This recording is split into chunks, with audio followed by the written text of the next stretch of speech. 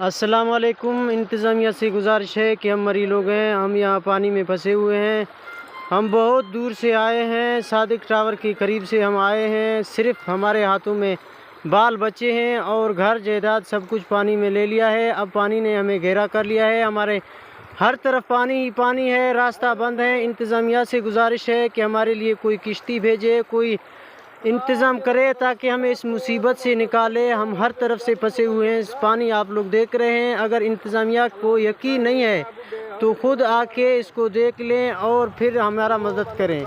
हम माशाल्लाह बहुत बड़ी फैमिली हैं, हमारे तकरीबन 100 के करीब आदमी होंगे, छोटे बच्चे सब। हम घर जायदाद सब छोड़ के यहाँ आए हैं, अभी हमें पानी ने पकड़ा है।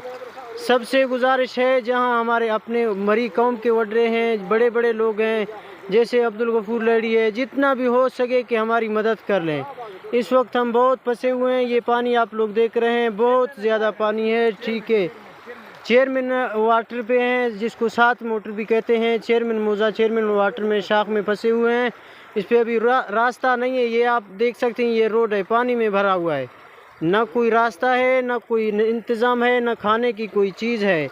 बस हम सिर्फ खाली हाथ निकले हुए हैं। बस सबसे गुजारिश है कि हमें निकालने की कोई ना कोई कोशिश करें, कोई ना कोई हल निकालें।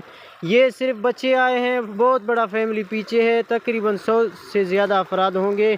सबसे दरख्वास्त है कि हमारी मदद करें जिस तरह भी हो सके।